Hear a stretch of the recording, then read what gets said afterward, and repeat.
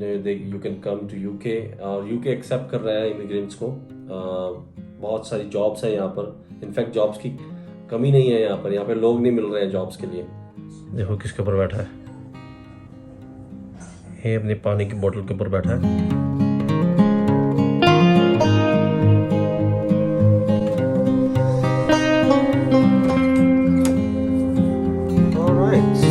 मेरा कोई पैकेट आया है, आई थिंक ये मेरा ड्रोन है, तो जी देखते हैं। गुड मॉर्निंग, आदाब, सत श्री अकाल, कैसे हैं आप सभी लोग। उम्मीद करता हूँ आप सभी लोग अच्छे होंगे, स्वस्थ होंगे, मस्त होंगे। और एक बार फिर स्वागत है आप सभी लोगों का द अमेजिंग शर्माज में। आज का वेदर का हाल आप देख ही रहे होंगे मेरे फेस पर, धूप पड़ रही है, बहुत ही बढ़िया वेदर हो रहा है। बट एज यूजुअल हवा चलती है यहाँ पर, तो हवा तो यहाँ पे कभी बंद होती ही नहीं है। तो अभी हवा चल रही है बहुत ठंडी, बट यस धूप आ रही है, अच्छा मौसम है। और ये मंडे मॉर्निंग है और मेरा ड्रोन आ गया है, जैसे मैंने आपको अभी दिखाया है। ड्रोन रिपेयर होके आ गया है या नया आया है, मुझे नहीं पता, अभी मैंने पैकेज खोला नहीं है, तो अभी आपके सामने खोलता हूँ और देखते हैं कि ड्रोन उन्होंने नया भेजा है या उसी को रिपेयर करके, मेरे पुराने ड्रोन को रिपेयर करके रिफर्बिश करके भेजा है, देखते हैं। So let's see. ड्रोन आ गया है मेरा, और मुझे उम्मीद नहीं थी जल्दी आ जाएगा। मेरे ख्याल से मैंने ये 3 दिन पहले मैंने भेजा होगा, और ये नीदरलैंड गया था और वहाँ से बहुत जल्दी आ गया। अभी मुझे पता नहीं ये इन्होंने नया भेजा है, रिफर्बिश भेजा, देखते हैं, खोल के देखते हैं। किसको रखते हैं साइड में। तो गाइस देखिए, नया ड्रोन भेजा है, एकदम रिफर्बिश नहीं भेजा, और मेरे ही ड्रोन को रिपेयर करके नहीं भेजा। ये होती है सर्विस, ओके। इसलिए DJI के ड्रोन सबसे अच्छे ड्रोन माने जाते हैं कि सर्विस बहुत अच्छी है। और अगर आप, और इन्होंने एक बैटरी भी भेजी है साथ में, एकदम नई बैटरी है।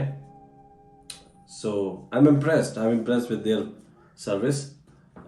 आने वाले ब्लॉग्स में आप देखेंगे drone shots, okay. So I am pretty much happy. और इन्होंने प्रोपेलर भी भेजे हैं, इट इज गुड। देखिए गाइस, एकदम ब्रांड न्यू ड्रोन है, एकदम ब्रांड न्यू, स्टिकर्स भी नहीं उतरे हैं उसके। वाओ, देखो किसके ऊपर बैठा है, ये अपनी पानी की बोतल के ऊपर बैठा है। ओए, कोई सुन नहीं ऐसे।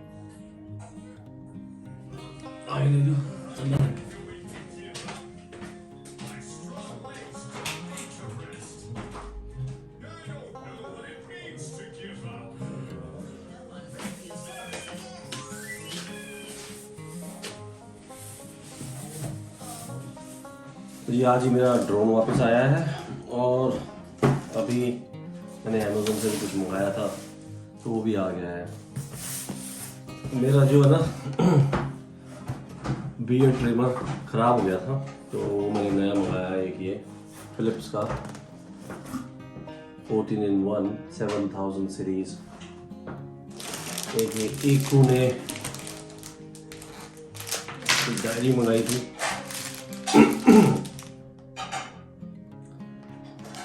और उसके साथ एक पेन था। अभी आएगी ना दोपहर को स्कूल से, उसको पता नहीं है, मैंने ऑर्डर कर दिया है। वो बोल रही थी पापा ये मंगाना है, मेरे को ये मंगाना है, तो मैंने ऑर्डर कर दिया। तो जब आएगी तो उसको सरप्राइज मिलेगा, तो खुश होएगी। तो जी बस यही है। तो आज तो गाइस, आज हम थोड़ा सा एक डिफरेंट टॉपिक पे बात करना चाहते हैं, और वो ये है कि हम यहाँ यूके कैसे आए और किस वीज़ा पर आए। तो हम यहाँ पर 3 साल पहले आए थे यूके में। इससे पहले हम यूएस में रहते थे। तो यूएस की फिर किसी दिन बताएंगे आपको हम यूएस के बारे में, कि हम कहाँ रहते थे और किस वीज़ा पर गए और हम यहाँ पर क्यों आए, क्यों आना पड़ा, वो एक डिफरेंट स्टोरी है। तो वो फिर किसी और दिन बताएंगे। बट हम यहाँ पर यूके में आज से 3 साल पहले आए थे, और हम यहाँ पर ICT वीज़ा पर आए थे, जो कि इंट्रा कंपनी ट्रांसफ़र वीज़ा होता है। तो मेरी कंपनी ने मेरे को यहाँ पे ऑफ़र किया कि आप यहाँ पे, आपको अगर यहाँ पे जाना है तो फिर आप यहाँ पे ऑफ़र किया कि आप यहाँ पे जाना चाहते हो। तो मैंने कहा हाँ बिल्कुल, क्यों नहीं, बिल्कुल जाना चाहेंगे।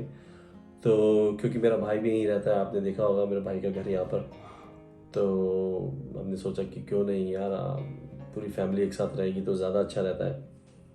तो इसलिए हम यहाँ पर आए 3 साल पहले ICT वीज़ा में। डिफरेंट कैटेगरीज होती हैं। एक ICT intra company transfer visa था जिस पे हम लोग आए थे, और एक जनरल वीज़ा होता है जिस पे आप PR लग जाती है, जिस पे हाँ, आपकी आफ्टर 5 years आप PR के लिए एलिजिबल Eligible हो होते हो। जाते हैं। तो हम लोग ICT पे आए थे, और तो जो कि 5 साल तक वैलिड होता है मैक्सिमम। उसके बाद आपको वापस आपको अपनी कंट्री जाना होता है। एटलीस्ट 1 साल के लिए आपको यूके छोड़ करके कहीं पे भी जाना होता है, उसके बाद ही आप दोबारा आ सकते हो। जो कि कूल ऑफ टाइम पीरियड होता है। तो हमारा वो वीज़ा लगा था, लेकिन अभी यूके ने लास्ट ईयर एक नई वीज़ा कैटेगरी निकाली, इसको कहते हैं स्किल्ड वर्कर वीज़ा। तो कंपनी में ने हमें ऑफ़र किया कि अगर आप स्किल्ड वर्कर वीज़ा लगवाना चाहते हो तो आप लगवा लो। तो हमने कहा यस, व्हाई नॉट। और स्किल्ड वर्कर वीज़ा में आपकी PR लग जाती है 5 साल बाद, 5 years आप PR के लिए एलिजिबल होते हो, अप्लाई कर सकते हो। हाँ। तो हमने वो लगवाया। हाँ, तो इसमें बेसिकली आपको 70 पॉइंट्स चाहिए, जिसमें हम बहुत ज़्यादा डिटेल में नहीं आ रहे गाइस। पहले फर्स्ट ऑफ ऑल, अगर आपको स्किल्ड वर्कर वीज़ा के बारे में डिटेल में पता करना है, कि आप कैसे अप्लाई करते हैं और क्या क्या डॉक्यूमेंट्स क्या चाहिए, कि आप चाहिए, एलिजिबल हैं या नहीं है, तो प्लीज़ आप कमेंट करके बताएं, तो हम लोग उस पे एक डिटेल हाँ वीडियो बनाएंगे।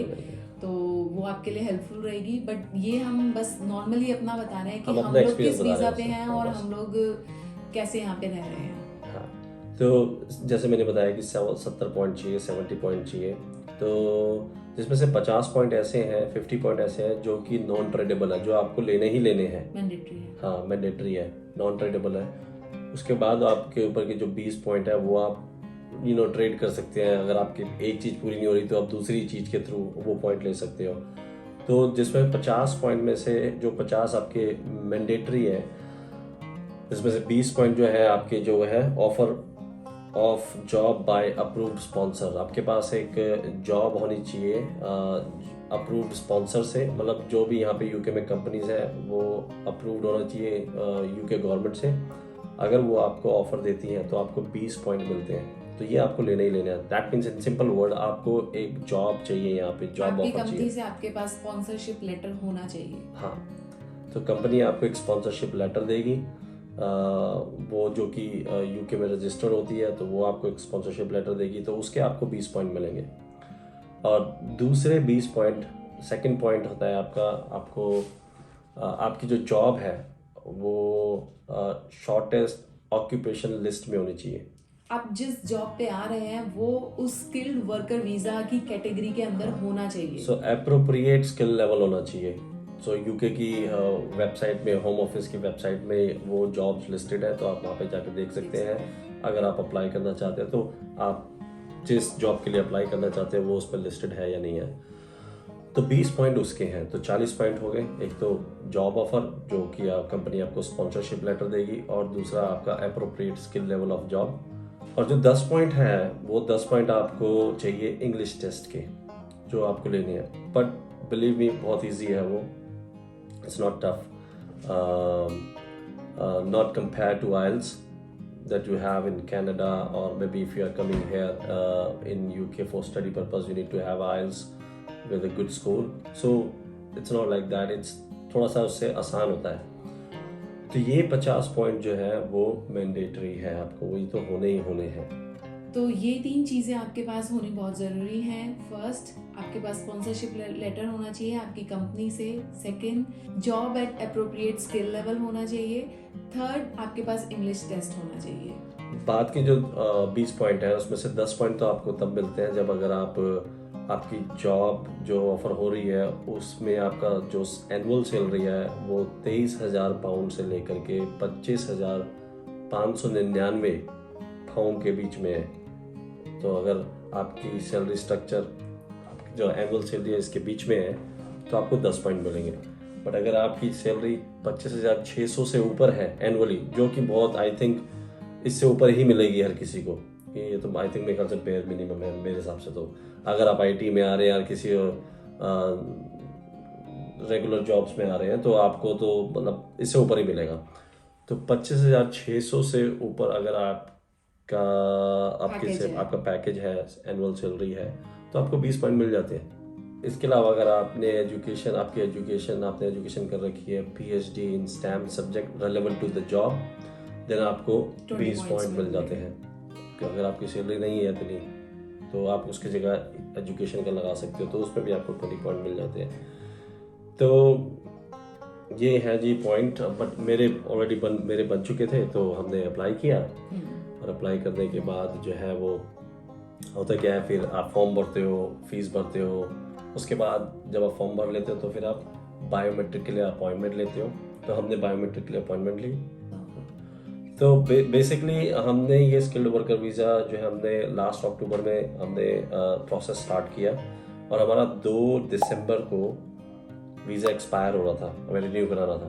तो ऑलमोस्ट जस्ट 2 महीने ही रह गए थे हमारे पास।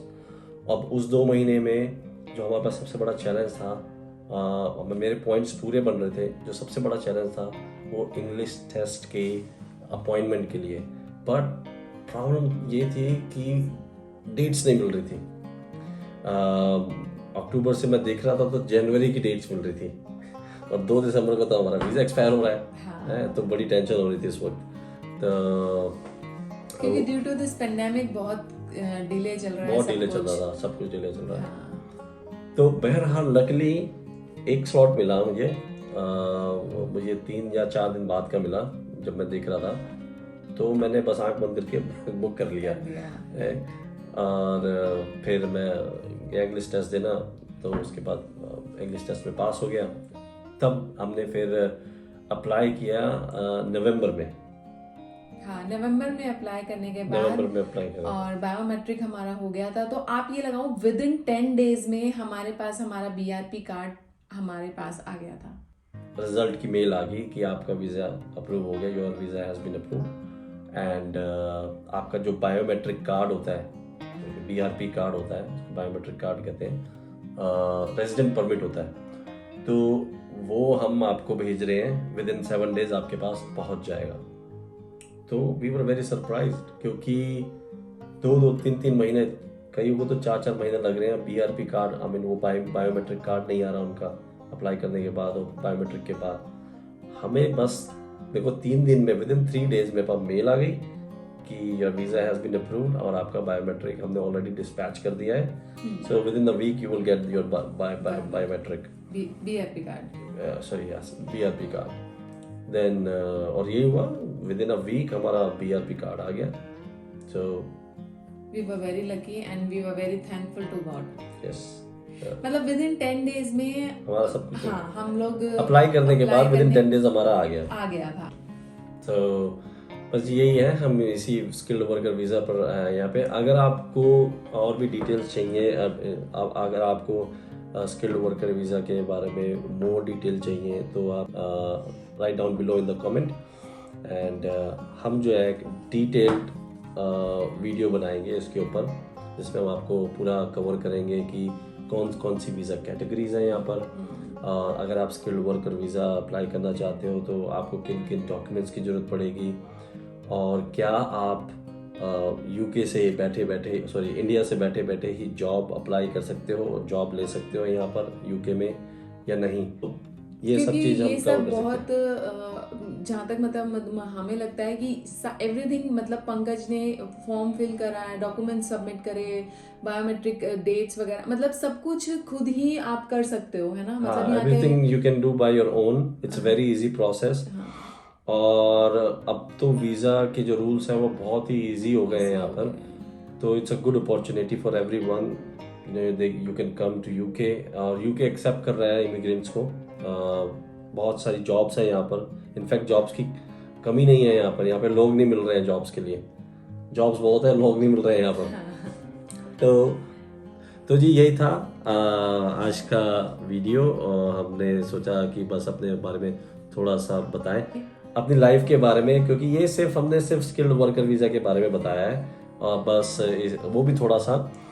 बट हम इससे पहले यूएस रह चुके हैं, और यूएस के बारे में बताएंगे आपको। जब हम वहाँ पे रहते थे तो हम किस वीज़ा पे रहते थे, और क्योंकि दोनों कंट्रीज में आपको बहुत ही जल्दी एक वीडियो मिलने वाली है, UK versus US. Yes, because there are some differences. हाँ, तो वो शेयर करना और बनता शेयर है था कि यूएस में हमें क्या चीज़ मिली जो हमें यहाँ नहीं मिली, और हमें यहाँ क्या वो चीज़ें अच्छी लगती हैं जो यूएस में नहीं थी।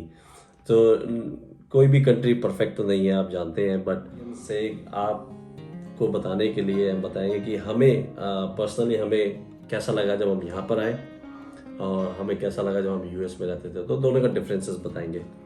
तो ये वीडियो यहीं तक रखते हैं। उम्मीद है आप लोगों को ये वीडियो पसंद आई होगी।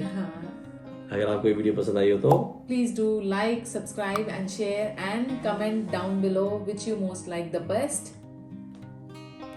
तब तक के लिए बाय। बाय।